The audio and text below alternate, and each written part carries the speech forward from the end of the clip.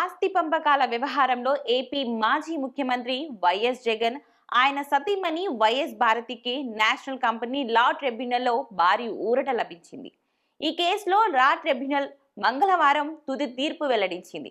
జగన్ దంపతులకు అనుకూలంగా తీర్పు ఇచ్చింది. Saraswati power and industries private limited కు చెందిన షేర్ల వ్యవహారంలో జగన్ కుటుంబంలో విభేదాలు బగ్గుమన్న విషయం తెలిసిందే. గత ఏడాది సెప్టెంబర్లో ఎన్సీఏఆర్సీని ఆశ్రయించారు. షేర్ల బదిలీ అక్రమమని వాదించారు.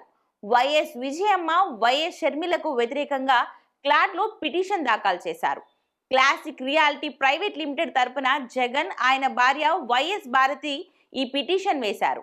ఈ కేసులో Saraswati power and industries private limited, YS Sharmila, YS Vijayamma, Saraswati power south east region Chagari Janardhan Reddy, Telangana కంపెనీల రిజిస్టర్ యశ్వంత్ రెడ్డిని ప్రతివాదులుగా చేర్చారు.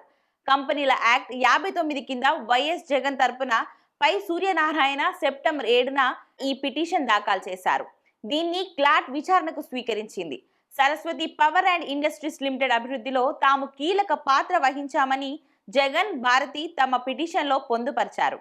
ఈ కంపెనీలో ఎలాంటి భాగస్వామ్యం లేనప్పటికీ ఆర్థికంగా ఆదుకోవాలనే ఉద్దేశంతో షర్మిలకు వాటాలు ఇవ్వడం జరిగిందని అంగీకరించారు.